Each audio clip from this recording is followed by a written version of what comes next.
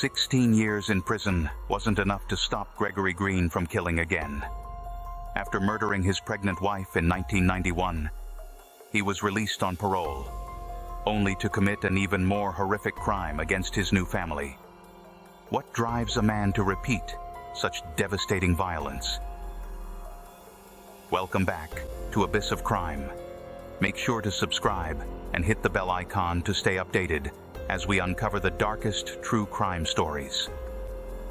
In this chilling documentary, we trace the path of the Green family massacre, exploring everything from the courtroom that granted his release to the home that became a house of horrors. With interviews and expert analysis, we reveal the story of a man who shattered lives twice, and the justice system that let him. In 2008, Gregory Green walked free after serving 16 years of his 15 to 25-year sentence for the 1991 murder of his pregnant wife. The community held its collective breath, unsure if this second chance would lead to redemption or disaster. For nearly 2 decades, Green resided behind bars. During this time, he underwent a transformation. Prison officials noted his good behavior, participation in rehabilitation programs, and expressions of remorse. These factors played a crucial role in the controversial decision to grant him parole. The parole board's decision in 2008 was met with mixed reactions. Some saw it as a testament to the power of rehabilitation, while others viewed it with skepticism and fear. The rationale behind Green's release was multifaceted, considering his exemplary behavior, completion of educational and vocational programs, and apparent psychological progress. Parole board decisions balance public safety with the principles of rehabilitation and second chances.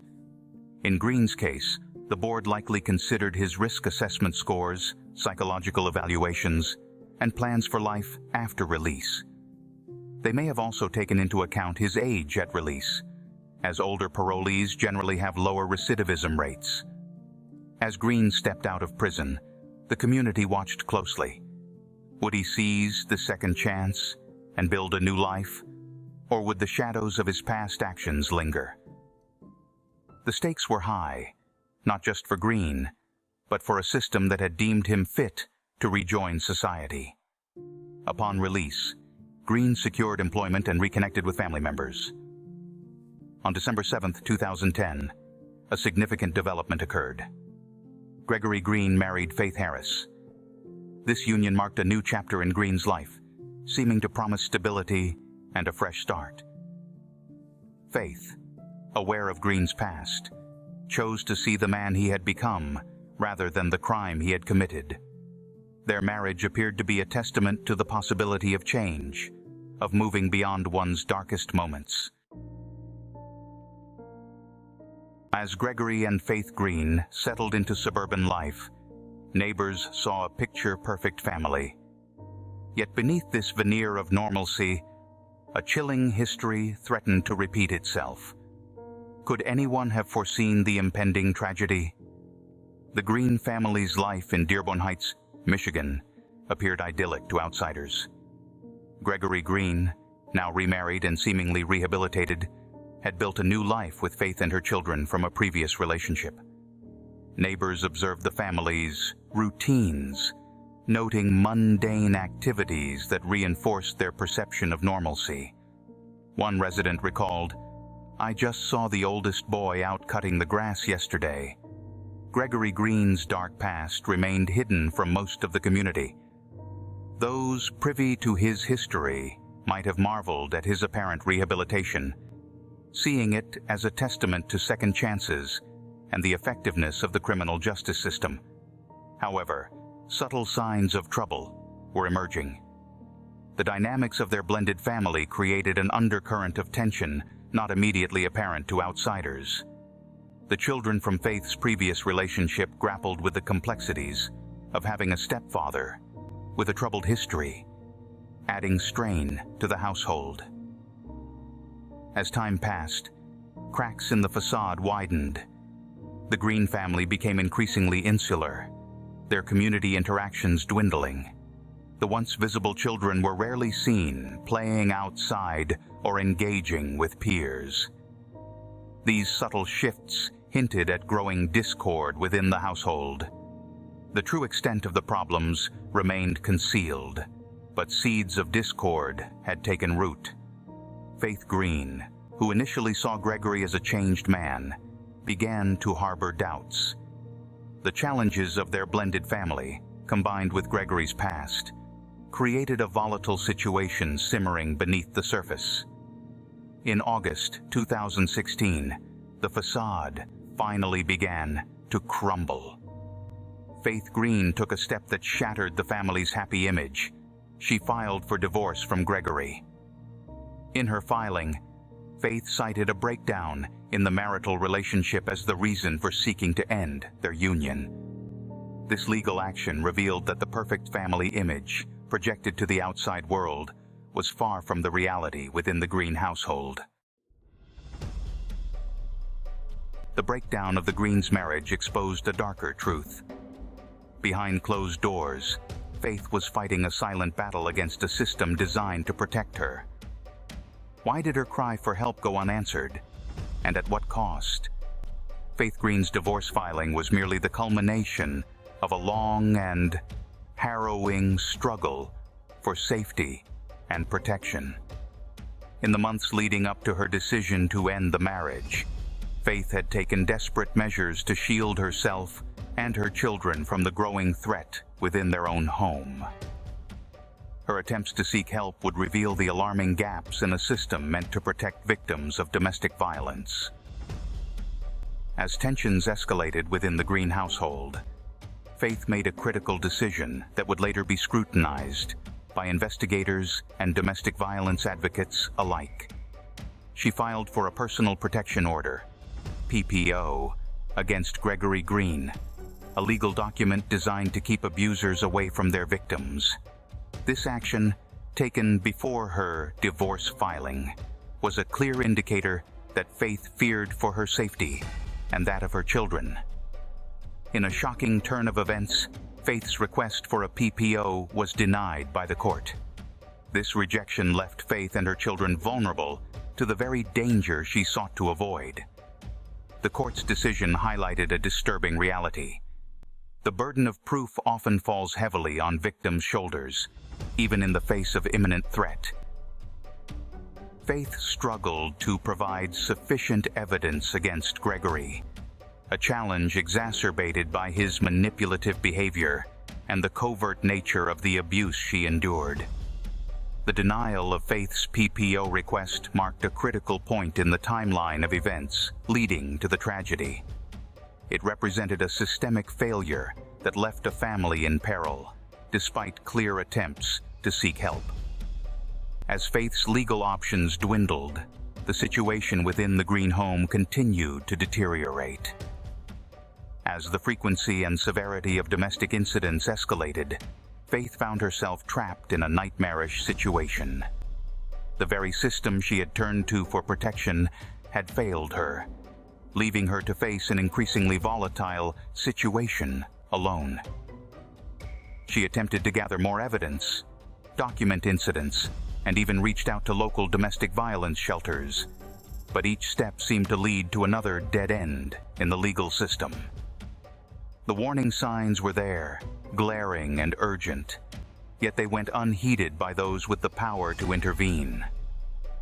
Faith's struggle illuminated the gaps in the justice system's approach to domestic violence cases, where the nuances of abuse are often overlooked, and the burden of proof becomes an insurmountable barrier for those most in need of protection.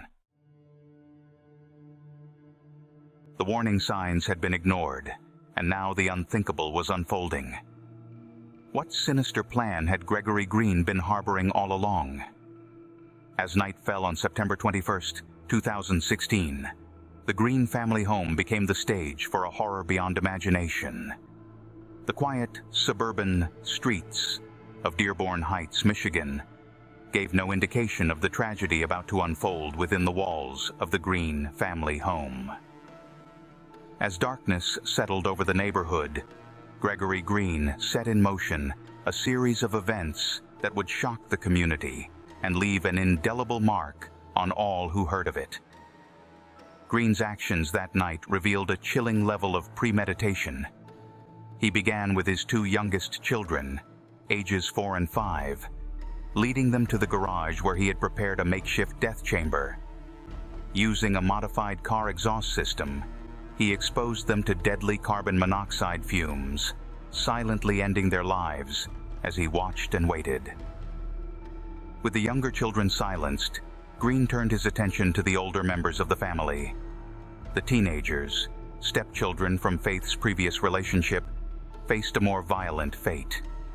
Green's rage, perhaps fueled by the family's recent turmoil, and Faith's attempts to leave him, manifested in a brutal attack. He bound them and subjected them to torture before ending their lives. Finally, Green confronted his wife, Faith. In a cruel echo of his past crime, he bound her with duct tape and zip ties. He then slashed her face with a box cutter, inflicting deep wounds that would leave permanent scars. In a final act of brutality, he shot Faith in the foot, ensuring she would carry a physical reminder of this night of terror for the rest of her life. As sirens began to wail in the distance, breaking the eerie silence that had fallen over the Green home, a chilling sense of déjà vu settled over the scene. For those familiar with Gregory Green's history, the parallels to his past crime were unmistakable. Once again, he had turned on his family with unimaginable violence, shattering lives and leaving a community in shock. The methodical nature of Green's actions, moving from one victim to the next, painted a picture of a man consumed by a cold, calculated fury. His choice of methods, from the silent efficiency of carbon monoxide to the more violent attacks on the older family members, spoke to a deep-seated rage and a desire to inflict maximum pain and suffering. As investigators would later piece together the events of that night, they were struck by the level of planning that had gone into Green's rampage. The modified car, the carefully chosen implements of torture, and the calculated progression of his attacks all pointed to a man who had been nurturing his violent intentions for some time. The Green family tragedy served as a stark reminder of the potential for violence lurking beneath seemingly normal facades. It raised uncomfortable questions about rehabilitation, second chances, and the limits of human forgiveness. In a justice system designed to punish the guilty, how does one quantify the value of 4 young lives? The answer would emerge in a courtroom, charged with grief and fury, as a mother confronted the man who destroyed her family. The legal proceedings against Gregory Green unfolded in a Wayne County courtroom, heavy with the weight of unimaginable loss. Green's eerily calm demeanor contrasted sharply with the emotional turmoil that filled the room. He faced multiple severe charges, including 4 counts of first-degree murder, and ultimately accepted a plea deal, pleading guilty to all charges. The most poignant moment of the proceedings came when Faith Green, the surviving victim and mother of the murdered children, delivered her victim impact statement. Her words cut through the clinical atmosphere, bringing raw emotion to the forefront. Faith spoke of shattered dreams, lives cut short, and the unfathomable pain of losing her children. Her statement served as a powerful reminder of the human cost of Green's actions. Legal experts highlighted the complexity of the case, particularly given Green's history of domestic violence and prior murder conviction. One prosecutor remarked, "Cases involving family annihilation are among the most challenging we face. The emotional impact is profound, and the question of appropriate punishment becomes incredibly complex." As the proceedings continued, tension built towards the judge's final decision. The courtroom held its collective breath, awaiting a sentence that would attempt to bring justice to an unjustifiable act. The judge, tasked with weighing the brutality of the crimes against the parameters of the law, faced a monumental decision.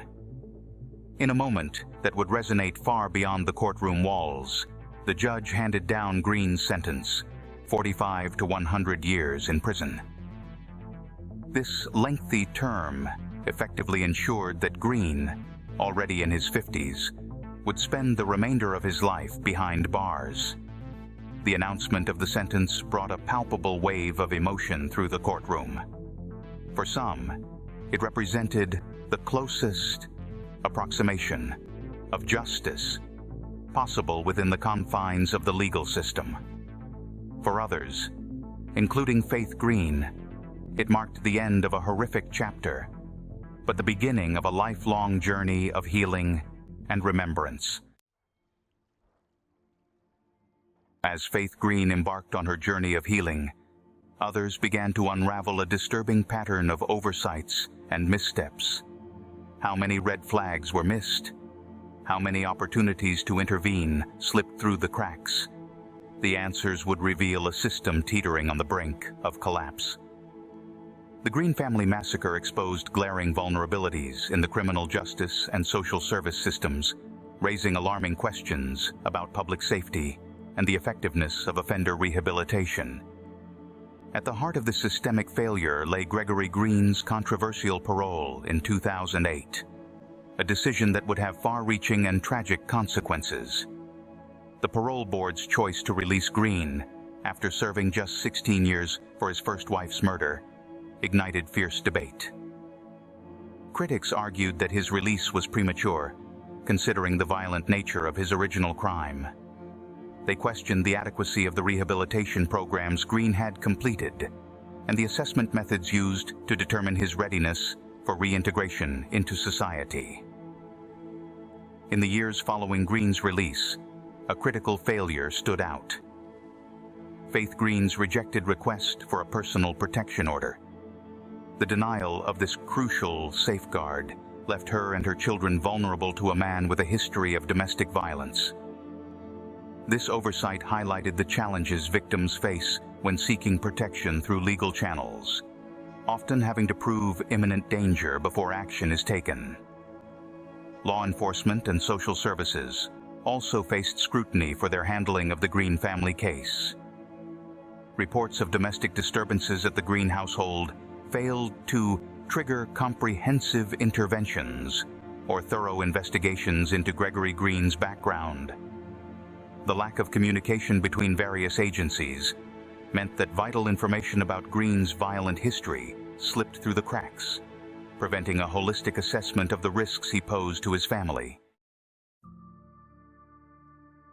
The Green family massacre serves as a harrowing testament to the devastating impact of violence and systemic failures.